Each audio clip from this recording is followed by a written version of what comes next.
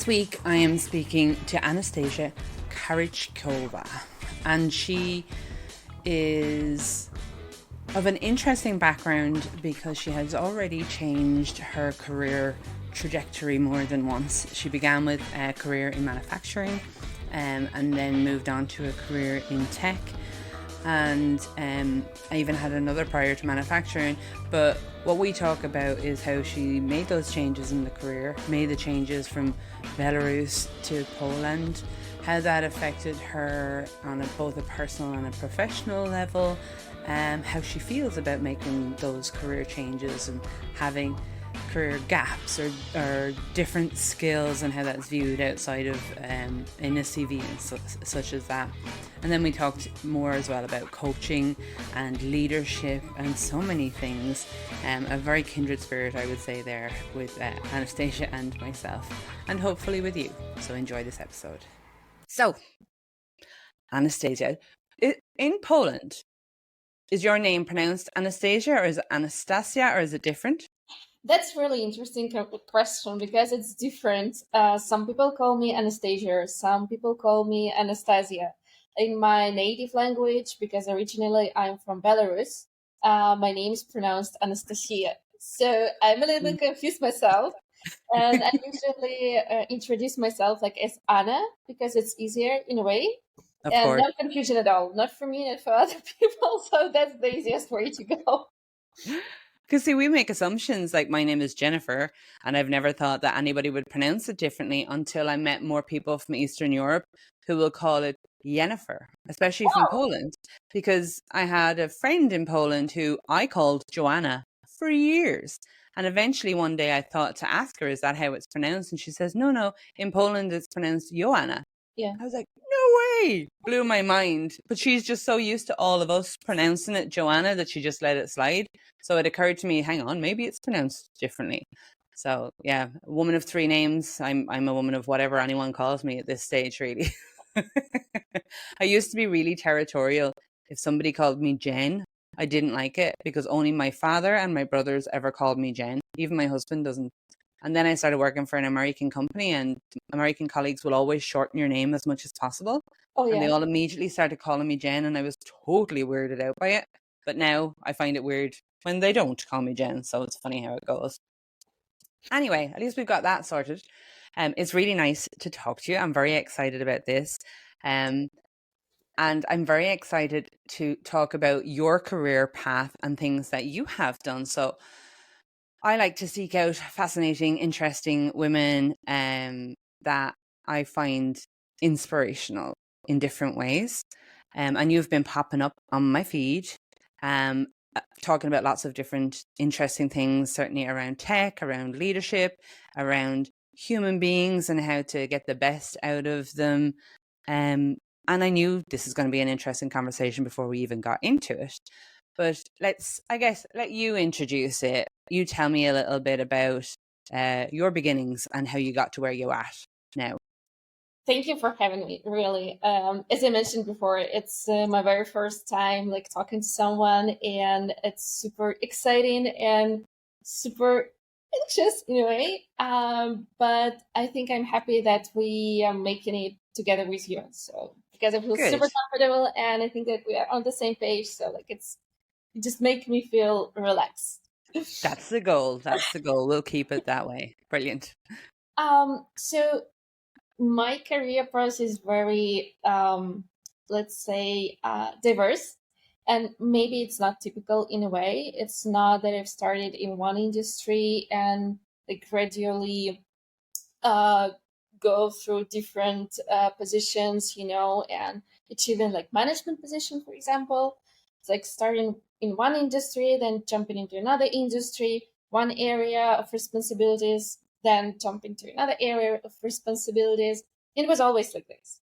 And I think this is kind of my feature, probably because I really like diversity. I easily get bored if I'm doing just one task or I'm focused just, on one area of things. So even when I started to do marketing, for example, I was like, okay, it's interesting in the beginning because it's super new for me. I'm learning, I'm trying different things. But then, like within the time, it's like, okay, I know something. Can we do anything else, please?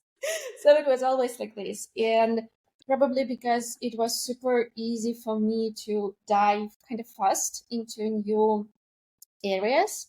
Now I'm in the position that covers lots of different areas of responsibilities, and it's like working with different teams, with different functionalities, and it was a challenge to accept that I'm not an expert in all of the fields. Let's say that it's like high level about everything. It's still a challenge, to be honest, but that's how it's working. It was always like this. It is like this right now. Um, if you talk about tech in particular, I came to the industry like 5 years ago or something. So before I was involved in manufacturing, I was working with some tech companies, but it was a bit different. I would not really consider this as tech company, let's say. So like for real. Um, Manufacturing was really great, and I think still that it was one of my best experiences and something that really boosted my career and my skill set. It was super challenging, super excited at the same time, and then it was really interesting. I took one gap year just to rest a little bit. I was Smart. overwhelmed. Yes. Smart. I think we should take them at least every 5 to 10 years. I'm learning now. Like I've not taken one, but now I'm on a break, and I just feel like Lucky you. life has been breathed back into me. I'm like, oh my god, I can do this, and I can do this, and I can think about stuff for 5 minutes and not want to fall asleep. But gap year, bring it on. Great idea. It just helps to slow down, keep your time, get back to yourself, reconnect probably, especially if you're in the position that requires a lot of energy and it's kind of stressful. You manage different stuff and you also have some responsibilities in your daily life, right? So Yes. in a way, at some point, you're just super overwhelmed, and by that time, I got to the point when I couldn't even choose what I want to eat for dinner because Mm, I was like, okay, I make decisions during the whole day at work. I make decisions like in my normal life. Okay, I had family back that time. I was married, so still you have some things to decide. And it's like, what should I eat? I do not know, like really. And it was awful. Seriously, like in a way, it's like super stressful. You work like not 24/7, but many, many, you're many. making decisions 24/7, regardless. Like especially Yeah. when there's other people in the mix. Like yeah. And but that time I was deputy director. So deputy director, the manufacturing company, it's a lot. Yes. Um, and it was exciting, really, the best experience ever. But I was like, wait a second, I need a break. So I took my time to think about where I actually want to go from that point. And I had a conversation with my mom's friend at some point, and she was telling me about the friend of hers that she found a job in IT company, and she's so super excited because she's working with foreigners. Her English is just improving, like Yeah. on daily basis, and so many opportunities. She's learning constantly. I was like, hmm, that sounds interesting. Maybe I should try it. And I just was randomly looking through job positions. I wasn't actually thinking to start something right away. I remember I was about to have a vacation or something, like some trip, and I applied randomly without even thinking about it. And they contacted with me, and I was like, "What? All right." Time to start taking it seriously. Not really. Like it was a position of project manager, and I was quite aware that okay, I was in the manager position, but it was different. I Mm. never was involved into developing mobile applications or something. I had no idea about this. Like, no technology stack. What's it about? Agile. What is this? I'm sorry. And I was like, okay, let's have a talk. And I had a talk with them, and turned out that they sent me an offer. I was like, what? Really? So easy. So that's how I got into tech. I think that the idea of improving my English, starting to use it on a daily basis, like working with people who are constantly evolving, who are creative, right? Who wants to get somewhere, far away from where they are right now. So Yeah, who really wants to accomplish something, who really like challenges, to get into industry that is developing so fast and that really has a huge value. That was something that really fascinated me. It still fascinates me, and that's how I got into tech. And again, as I really easily get bored with like just one area of responsibilities, I started as a project manager. Then I was like, okay, we should like cover some like requirements. So it turned out to somehow acquire responsibilities of business analyst, and then started to help with sales a little bit, because you have to kind of help sales manager to gather business requirements, to cover estimates. of course. Yeah. um, and then it was like, okay, maybe you can be a head of business development department, create it. Like, okay, sounds interesting, why not? And then it's like, okay, maybe COO. Okay. So, I love the. I have so many questions, right? And I know you still have more to tell me, but I have so many questions. The first one I have is going back to something you said in the beginning, and you said it again there about, that you get bored of stuff pretty quickly, or I would always say I've got like a 2 year attention span. If I'm not working for a promotion or changing my role in some way within those 2 years, I'm going to get bored. I'll still do a really damn good job, but I can do it really well and it doesn't take as much effort. I want to be challenged by things. And I always assume that's like, I always go, that's because it's a neurodivergent thing. But when you talk about it there, you talk about it in a way where it never seemed to have occurred to you that you couldn't do those things. Where I see so many people now go, they either do it and they go, oh, I do it because I'm a neurodivergent, or there's X reason that I do it, or they don't do it. They say, well, I've chosen this career, whether it's project manager, developer, whatever it is, and I must stay here because this is what I'm qualified to do. And maybe I'll work to be promoted to senior, or maybe go into management at most, but this is my job and I have to go back to college and start all over again. Whereas I actually haven't met very many people who talk and think the way you just did, which is, well, I got good at this and there wasn't really more I could learn. So I thought, well, what else can I learn? I'll do something different. Um, that's my observation rather than a question. But my question following that is, what you see a lot in the recruitment side of things is ATS machines, and you must have continuation of employment. God forbid you have 2 months where you didn't work or a year where you took some time out to figure out what you're going to do with your life. And everyone is obsessed about that, or about a colorful background, where you have different career paths that you've had, where I personally think that's amazing. This person is teaching me and showing me that they can do anything I ask them to do, any skill, any task that I put in front of them, they're going to either be able to do it themselves or figure out how to do it with a team of people. Because you're so open-minded about your approach on it personally, if you were looking at people that had backgrounds where their careers changed often, or they had career gaps and things like that, would you feel the same way about it? Or do you think actually not even, I think you would, but maybe it won't, let me know. But do you think that the industry still looks at it the old way and is still biased against it? I know I see it, but you're in Poland, obviously, and I'm in Ireland. Do you think it's still a problem? absolutely, yes. Really. It's so obvious. It's really on the surface.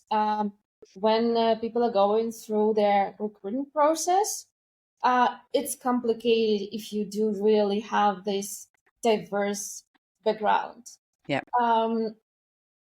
I am not quite sure why it's happening. So the system of recruitment process now is kind of complicated. I mean, lots of things are automated. So we have this AI per screening, yeah, and probably it's not taught really well, to kind of identify that, okay, it's not a problem actually.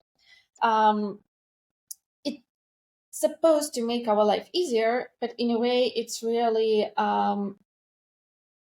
create troubles, I think so, Yeah. for people to get into good companies, for Yeah. really great professionals to get into good companies. I see this bias that if you changed different roles, if you change different industries, if you, let's say, worked at a marketing, right, manager, and then you switch to uh, Manufacturing. manufacturer. Okay, yeah, yeah, great It's example. Yeah, very different. Yeah. yeah, and then you're like, oh, okay, I wanna try myself in healthcare maybe, and I wanna be a customer support manager for whatever reason. They Yeah. see it as a problem. For sure, I agree that for some people it might be a problem. It might be a red flag. They don't know what they want. They're like trying to figure out, or they don't try to figure out. They just want to have a job. But in many cases, it's just this urge to know more, to learn more. Yeah. And it's about developing yourself, because the person that actually had this kind of background, it it's such a value to have this person in the team. He has so many different insights. He used to I be in agree. different positions, communicating from different perspectives to that people, and it's so valuable. And as you said, it's really a great sign that the person is not scared of learning from scratch, and it's Yeah. kind of easy for him to dive into new industry, into new area, and okay, if I like it, I'm going to improve there. So it's something that came probably from like 10, 20, 30 years ago. Yeah. We are still kind of there. We are changing, but not Yeah. like 100%, right? I remember the first time I decided to change my job, and it was okay, okay, you change, okay, okay, fine. The next time, and my auntie, and she's like 40 years older than me, and she was like, wow, Again? what? Why? How many companies will be like on your list? Why? No, it's not good. What's wrong with that? And they used to work in one company for And the that's it. Who whole. is it not good for? Because it's not good for you to continue on doing something that's not fulfilling you. You've got, well, I'm 45. I've got at least 20 more years of work ahead of me. And I'm going to do the best quality of work in something that interests me, in something where I'm going to learn and grow. So, and I imagine the same for you, like making you do another 40 years of work where you're just kind of going through the mill. You're going to get the job done, but nobody's going to create great new products or new practices or break any glass ceilings doing that. But that's, I just love to go, but why? Like, why is this such a problem? And who is it a problem for? I also agree, though, that, or I also am of the mindset that if I'm applying somewhere and that's the kind of question they're asking me, for me, that's a big red flag. And I will very quickly go, yeah, if this is going to be a problem for you, the same thing as, people being asked to take out their piercings or being given out to for having tattoos. I'm like, it doesn't affect the quality of my work. Exactly. Yeah. So, in fact, it's expression, at least I'm taken out there and not in any other way. But, there's you talked about the diversity among the people there then too. So I work in cybersecurity, and I'm always rambling on about how there should be diversity of thought as much as anything else. So if you've got people that are coming from varied backgrounds, I've worked with people that used to be sailors, used to be carpenters, and a lady who used to be a GP. And they were some of the best people on my teams because they didn't come in and look at it the same way as people who were traditionally trained in the system. And you need those too, don't get me wrong. But the people that are facilitating attacks or causing problems aren't all, have a master's in cybersecurity and middle-aged white men. They're very, very different people with different backgrounds and different reasons. So the more you mix it up, it seems so simple to me. I get really excited and frustrated about it all at once because it just makes sense. And I know I'm talking to you and you know it makes sense too, but yeah. I agree. I heard lots of people, and to be honest, I never, and I talked about this on LinkedIn a couple of weeks or months ago. I never actually asked really some questions to check hard skills in a way. Yeah. I do, okay, I do, but they are not that important for me as questions about soft skills. And this is kind of connected with the background of the person. So if you never did this job, for example, or you did a similar job but in different industry, Yeah. or you had kind of, let's say, experience of 1 year or a few months, so not that, you know, um, really long time of working with Yeah. this particular responsibilities, it doesn't really matter. If you know how to learn, if you really want it, if you know how to dive into new things, if you have really great soft skills. And Mhm. in a way, for me, these soft skills, I always say that it's kind of a hard skills, I would say now. If you Yeah, know because some how people to can't learn that. exactly. Yeah. If you know how to learn, if you know where to look, if you know how to take responsibility, if you're creative, if you really can think out of the box, and it sounds like we're talking a lot about thinking out of the box, but Yeah. it is a problem. Not all of the people can do that, even Yeah. if they've been working in the area for like 10 years, for example. It Yeah. means nothing. It's not about years, how many years you spend working in this particular role. It's not about your background at all. No, it I doesn't mean. used to I used to have a saying that I used when I was recruiting. I used it with my closest peers because it did involve swearing, but I used to always say that if somebody is shown, like you just said, if somebody's shown an interest in the technology or the practices that you have and they want to learn, I always think I can teach anybody the tech. Anybody. I can teach my mother, and she's really, really difficult to teach, and I have taught her before. So I can teach anybody the tech, but I cannot teach people not to be an asshole. So if they come to me and they're an absolute asshole and they've got every credential they could possibly want and they're the best at their game technically, then unless they're in a role where they're not going to have to talk to any other people, I'm going to struggle with that, because if they're going to be in a team with other people, that's going to be the problem. That's going to be the thing that stops them from getting promoted. It's going to be the thing I can't change. I can coach it to within an inch of my life, but if they've gotten to the point that they are at the career that I'm usually looking at them and they're still having these problems, then it's a problem. Whereas I can teach anybody, whatever their background is, absolutely 100%, I can teach them the tech. But if they come to me with the hunger and the interest, then I don't really care if they've got, their degree. Like, my degree work is in psychology and theater studies. It has nothing to do with tech, but I was always keen to learn, and I loved to show people who looked down their nose at me that they were wrong to do it. I'm a stubborn person. So in that, I learned that that's what happens if you're on the receiving end of it. And I've brought people in and seen them absolutely fly when they haven't come from a cybersecurity background, because they have the soft skills, like you Yeah, say, yeah, and the willingness to learn. I It's a agree. game changer. Yeah. Um, no, so you've been in a few different industries then, and it'll be interesting to me then, in both the manufacturing side and in the tech side. Obviously, you're a woman in that side of things. Have you seen much change from when you entered both of those fields to when you came out of manufacturing, or where you're at now on the tech side? From the woman perspective, have you seen it more Uh, integrative? I think that we also should take into account change of countries. So when I was in the manufacturing industry, I was back home. I was in Belarus. I entered IT industry, and now I'm in Poland.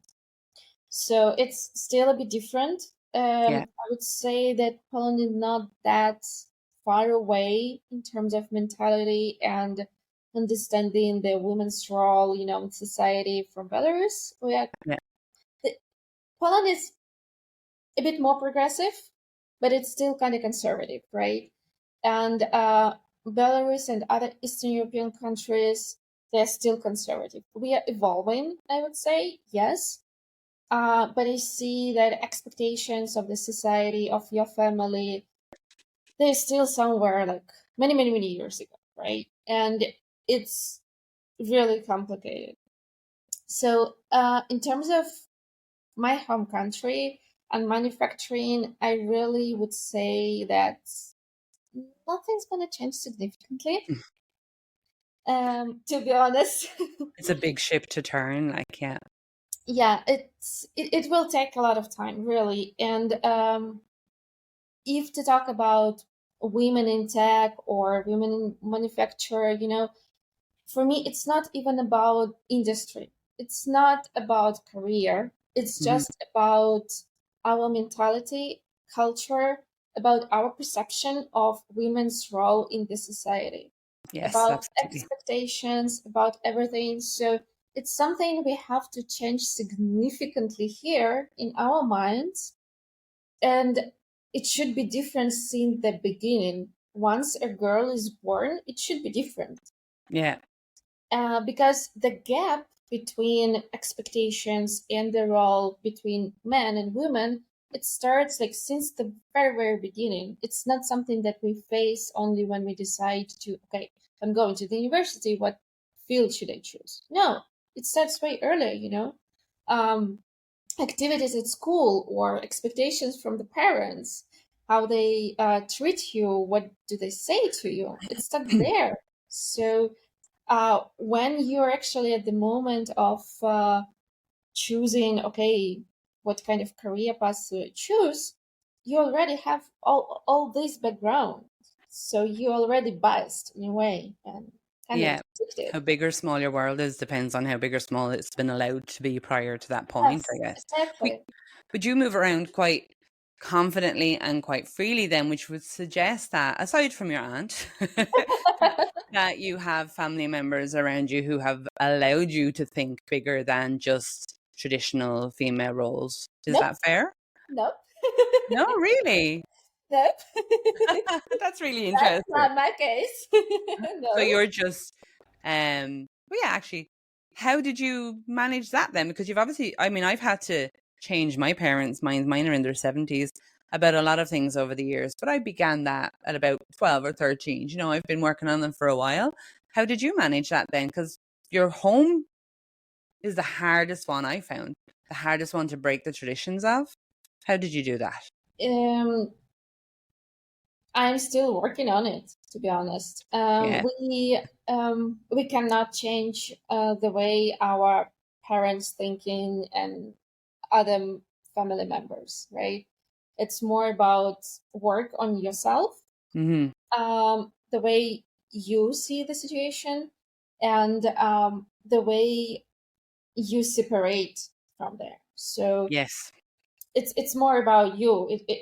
It's never in the end about them because you cannot change them. So they will react, they will say the same things, and the true. only thing you can work with just how you feel about it, what you think about it, how you react about it. For me, it's still a challenge. Mm. I'm 34. I'm not married at the moment. I don't have kids, so it's not like traditional life. Yeah, It's not the life my parent would love me to live. And they were not really supportive in a way at some point, because they just see my life and my happiness in completely different way. So for them, it's like family, it's kids, it's not about like career actually. For sure, you should be educated, you should have work, but it's not that you have to put that much effort into creating something in this area. yeah. And every time I started new course or I entered like my MBA program or whatever, I heard from my mom, I think that you're going in the wrong direction. Mm. And it's not about wrong direction in the career, it's about wrong direction in life. Because Yeah, it's like you're according not to their rules, like, yeah, exactly, it's like you're creating something in the area of work, but not in the area of family. And I yeah, think that it's important as well, right? But it, everyone has its own path. And it's not that we have these milestones that are the same for all of the people. Not yeah, at all. So for me, it is still a challenge. I don't think that they really appreciate like career growth in a way. because it requires a lot of efforts, a lot of energy, right? So if, for example, I decided not to build this career path and just to stay at the level of medium manager, let's say, right?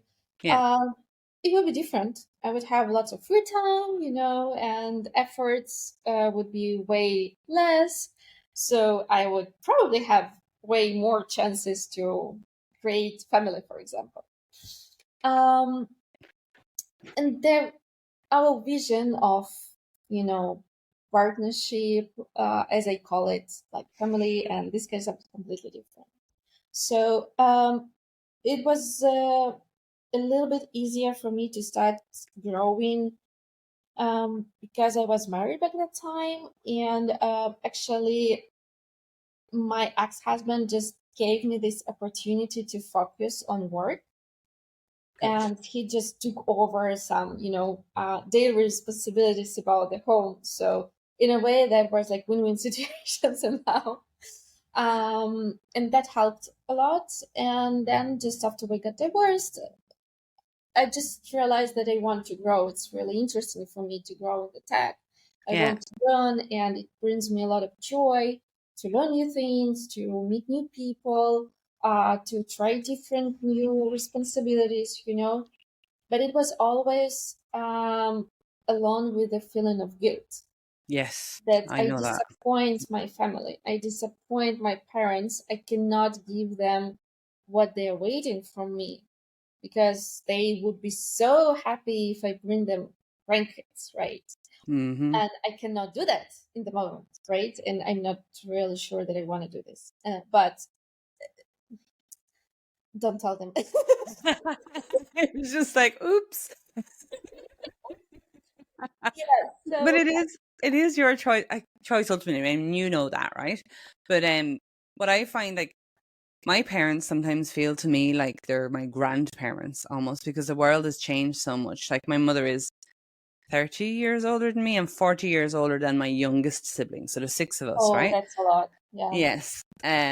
But when she got married, she had to give up work because you couldn't work once you were married. You were supposed to stay at home and become a housewife and then parent, or mother, I mean, sorry. And she had six children, so she was kept well busy from then. So Wow. she assumed that, and we were taught from a very, very young age as well, like, what would you like to be when you grow up? And it was like nurse, teacher, um, mother. They were kind of the three things that we were taught. And even like the secondary school that I went to didn't have the means to teach any of the boy subjects, like woodwork or technical drawing and technical graphics and things like that, until 2019. So the all girls schools that you went to were limited in the things that girls could actually avail of in order to seek out careers and things like technology, or in hands-on, traditionally men career type things. Now, my father um was a mechanic, and then he ran his own business for a while as well, and he was very much the kind of person that's like, is there a problem? Okay, let me figure out how we can do this, whether manually fixing something, whether going to learn how to do it, or just getting stuck in with cold hard work to get something done.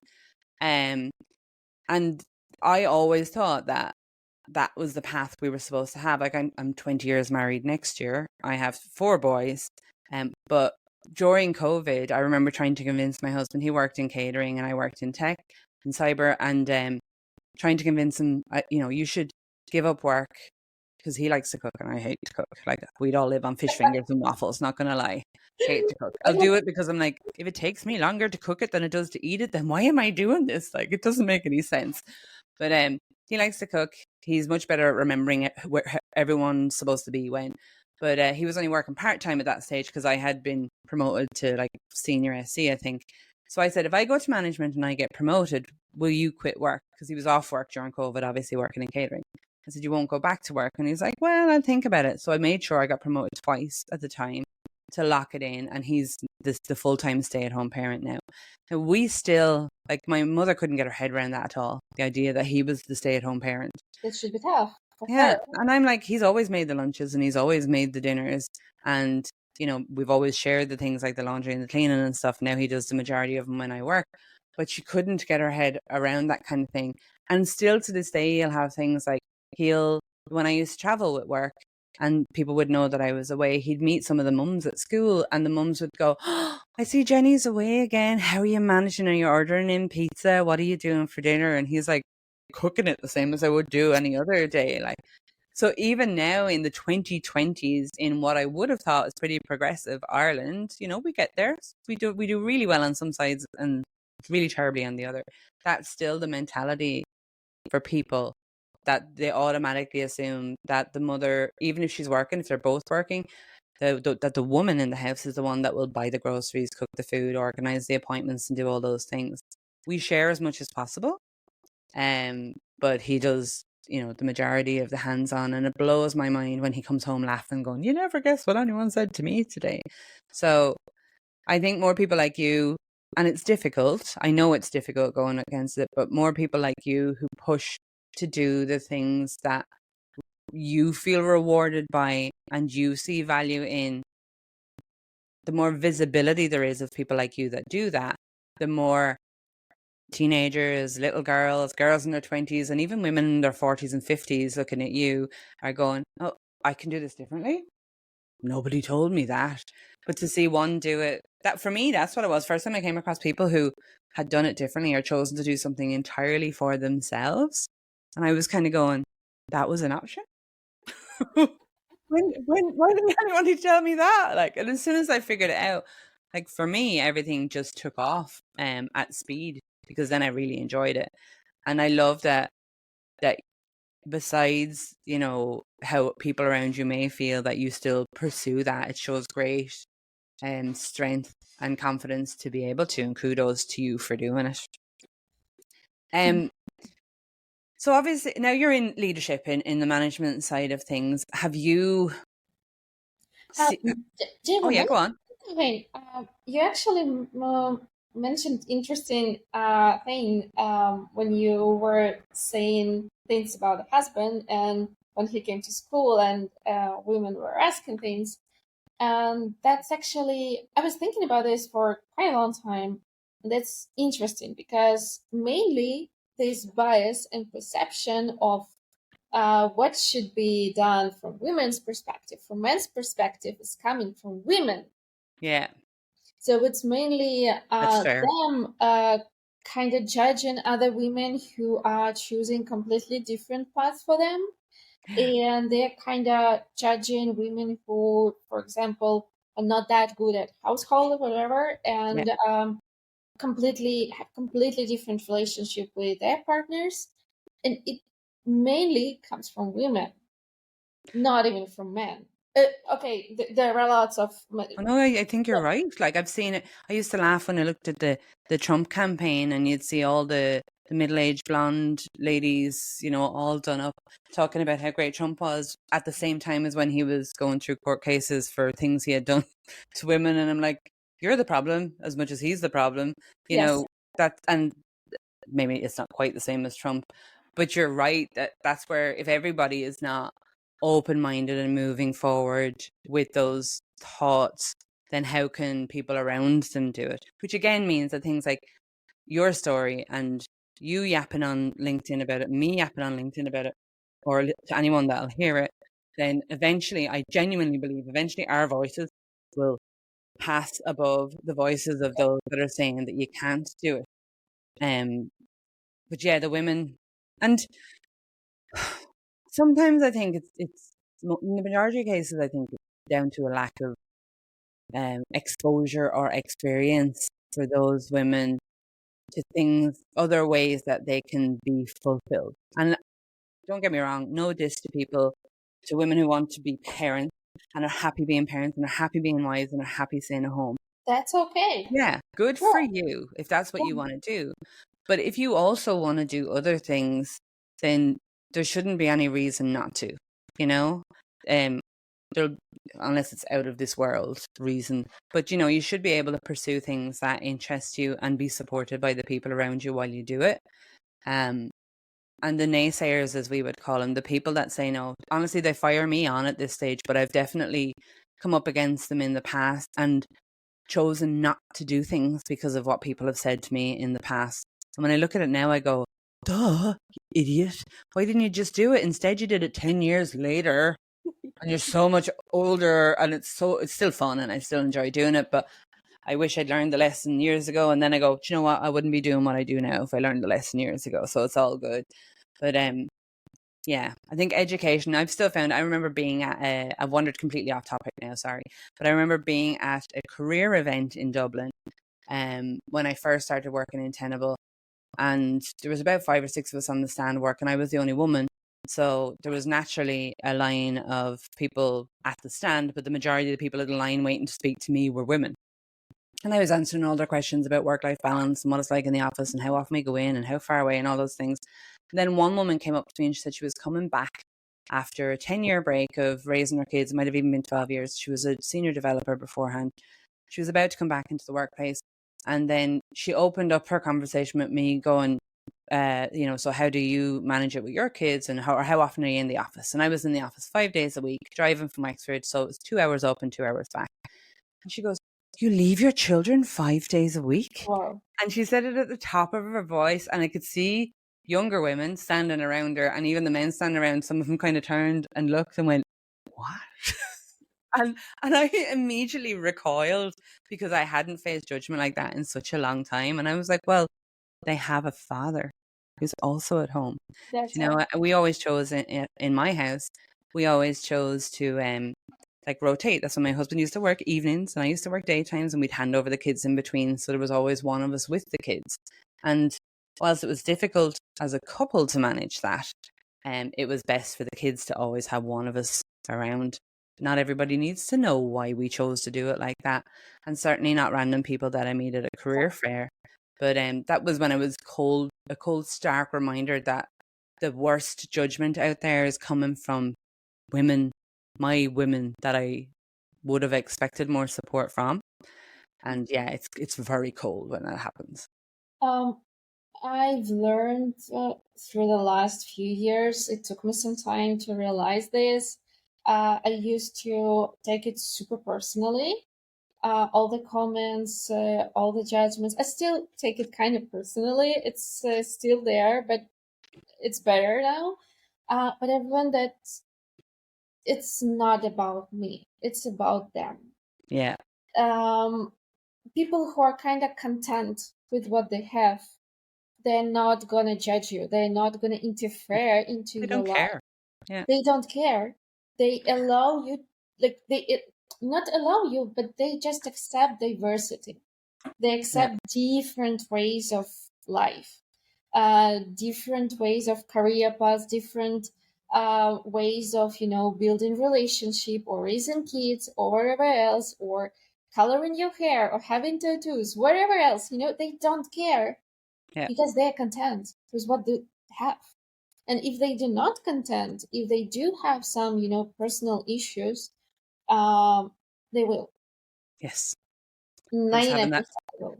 I had that conversation with my 10-year-old recently. They're not long back in school, and he was saying that one of the kids in school was saying mean things, like making fun of, I don't know what it was he had, a school bag or a pencil case or something pretty insignificant to you and I. And I had stopped and explained to him, I was like, they only do things like that when they don't feel happy about themselves. And he was kind of going, what? I need you to break this down for me. I was like, well, people that are happy and content with themselves and their own belongings and their own life and the people around them don't care about anybody else's. They don't feel like anything's missing.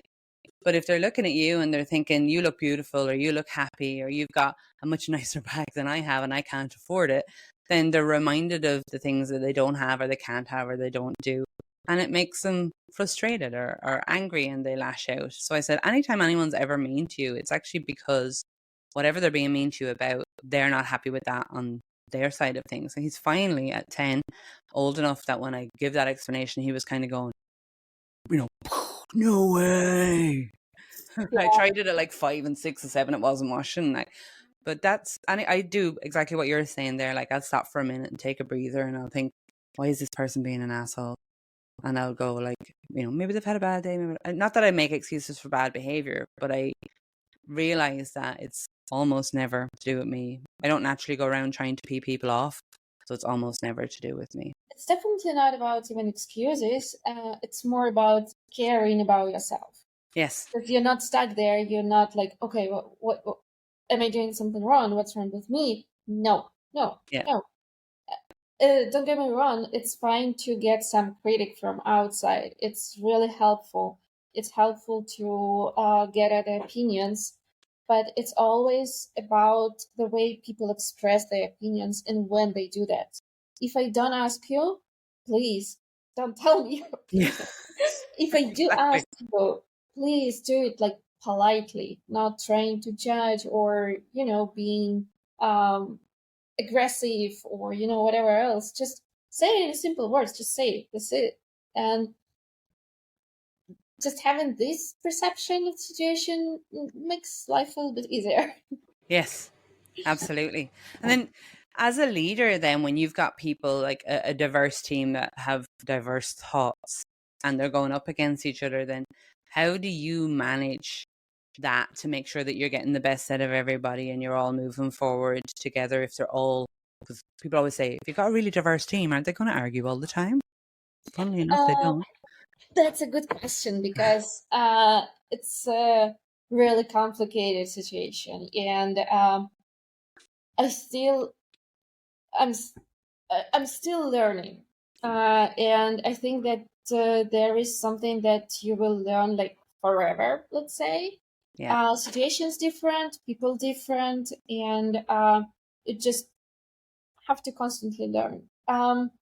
For sure, when we have some discussions and there are like controversial opinions or there are some conflicts in the team, first of all, it's really important to let people speak Yeah. and not just trying to um, prove why they're right, Mhm. but just to give their reasons why this decision is better. Um, I think we all tend to try to win the conversation, the discussion, because we want to feel better. We Yeah. want to prove that we are good enough, we are smart enough, experienced enough. And sometimes it's really hard to step back and say, okay, I was wrong, you're right. It's really Yes. hard. Really hard.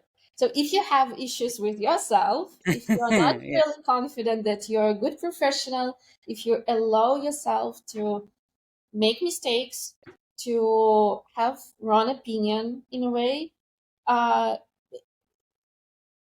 it will be really complicated to be a part of a team. So for me, first of all, it's important to create atmosphere when people just share why they think this way, why they think this way, what are the pros, what are the cons. And I know that we're talking about kind of democracy where like all the people should be involved in decision making process, right? But sometimes as a leader, the manager, you have to take this responsibility to decide actually what we're going to do. Absolutely. Yeah. It's not just about, okay, you decide. Like, no. So in many ways, it's just let's talk about it. Let's share. I want to listen your point of view. I want to know why you're thinking this way. If we do the way you tell us to do, what's going to happen? Mm. If you do, like, what's going to happen? Um, and then it's probably about making decision. Like, okay, guys, I can hear you, but we're gonna make this way because. So Yes. it's super important to explain why we're doing this way. However, I should be honest, I'm not doing this all the time. Yeah. It's Um, hard though to do it all the time, and you don't always have the time to exactly. give everybody the airtime that you want to give them. Yeah. Unfortunately, that's um, one of the things I'm trying to work on, but it's not working all the time. When it's a stressful situation, when you have to make decisions really, Mm. when you have lots on your plate, you sometimes just don't have time to explain why. It's sometimes really easier, faster, quicker. Just say, we are doing this way, this is it. Yeah. It's bad. really. It doesn't give people a feeling that they're really involved into making decisions. It feels like, okay, hey, go on, go away, go away. Mm, Really, it's really bad. yeah. It's demotivating in a way. I completely understand this. Unfortunately, it happens from time to time. So when we're talking about diverse teams, about diverse opinions, it just let people talk. That's Yeah. the most important thing. And when they talk, as a leader, probably the main goal is just to keep atmosphere friendly. Yeah. We can Safe. Like, argue, yeah. and that's productive, but it's not about going personal or being aggressive, just make people feel we're here just to talk. This is it. Yeah. Nobody is right, nobody's wrong. Um, Also, it's about explaining even this, that if someone says something or reacts in a way, it's not about you, it might be about this person. Good. Bad Yeah. day, I do not know what's happening, but it might be even about this person. Don't take it personal. Yeah. So I think those are the main like tips. I think if you create a safe space for your team at a time when everything is going well, like you say, when they're being heard, they're getting a chance to speak. I think when times come where you need to make quick decisions or there's difficult decisions being made, that they receive them that much better because they trust you now at this stage because you've created that space for them. It sounds like the best place to start.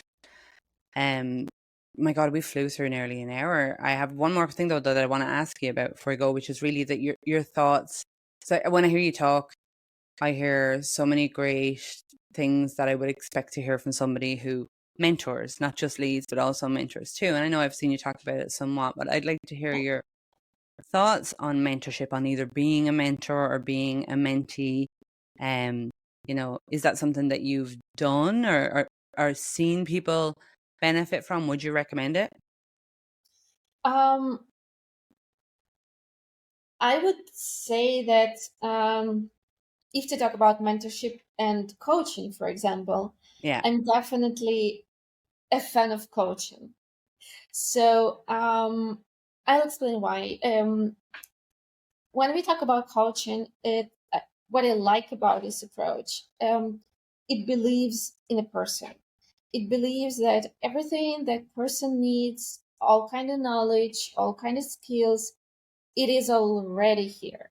The person already knows what's better for him, how he should approach the situation. And coaching just helps to create this safe environment exactly to think out loud, Yeah. to answer a question that probably person not gonna ask himself. Hmm. So in the end of each session, usually you have some kind of progress, you have different interesting insights, and but the most important, the person creates action list himself. Yeah. So he is motivated enough to do this. Uh, Mentoring is more about really telling what to do. Yes. It works, and especially if we talk about like career path and we talk about showing like role models and helping to get where you're right now, for example, it's mentoring, yeah. But I really think that you cannot mentor if the person is not ready, if the person has some maybe personal conflicts, right? And it's about coaching mainly, Yeah. from my perspective. Sometimes you can just mix both of them. It really depends on the person you're coaching. So some of the people I'm working with, we started like purely with coaching. I'm like non-judgmental. I'm like some like I'm not here. I'm just asking questions. Like Yeah. no opinions, nothing. But then I realized that they need some advice. They need sometimes some opinion from outside, and this helps them like to move forward. Uh, but actually, I think that it's super valuable. Um, Coaching. it's something that I started to do like almost 2 years ago, and it helped me a lot. And I see how it helps other people if they're really willing to work, if they're willing to change things, because it's more about like working on your own, doing things on your own, taking responsibility of what you're doing. Yeah, personal growth And kind of, yeah. yes, and being ready to meet the consequences. Because with mentoring, in many ways, it's like, oh, I'm doing what someone told me to do. So Mm. it's not my responsibility, like fully, right? Because I just came to someone, I through Yeah, my they were problem. wrong or they were right. Like, yeah, I Yes, hear you. yeah. And with coaching, it's a bit different. So because you ask, okay, but what do you think about that? How could you approach this? Oh my God, you know what I've just learned? I've been mentoring for years, and I think I've just learned that I've been coaching for years. Maybe I, I've people. always assumed I was mentoring, but when you're describing that, I'm going, no, I'm more in the discussion and helping them figure it out what they want and helping them to come up with their own answers. In some cases, when it's really well structured, the idea is you're connecting them with people and pointing them in the direction of tools and stuff. But absolutely, the ones I found the most rewarding, I now see were coaching rather than mentoring, and I never thought to ask the difference, and B, I never understood the difference. So thanks, yay, People still kind of sometimes mix these two definitions, like yeah, mentor and coaching. But I do like coaching because it's like something I've decided to do. I mean, I came up to this particular idea, I created this item list, and I'm taking responsibility for these decisions. And mentor is like, okay, my mentor was awful. My mentor had awful experience, so that's why it didn't work or whatever, you know. yeah, And with coaching, no, it's like this. Plus, it really gives you this um, great idea that you're capable of everything and you have all yeah. the answers here within yourself. And I would say that it really helped me in leadership role as well, because it just helps you to have this perspective that people can really have different opinions. They have answers, and just let them talk. I love it. I love it. And my mind is blown. I have been having a ball chatting to you, but before I finish up, I guess I want to ask: is there anything else that you would like to share specifically, or anything that you would like to say? Bearing in mind, I guess that the most people that will be listening to this will work in tech, possibly be women or supporters of same, maybe even neurodivergence. But you know what? They could be anybody, but that's who I originally targeted it at. But is there anything else that you'd like to share about yourself or your story, or that you've learned with anyone that might be listening? Um, I think that one thing that I would like to mention, maybe somehow get back, because we discussed that some time ago, it's about supporting each other. Yeah, Um, because we can talk a lot about policies and organizations, you know, or foundations or whatever. But if we do not support each other on daily basis in our daily lives, if we do not accept that we do have right to have completely different opinions, completely different choices, it's not going to work.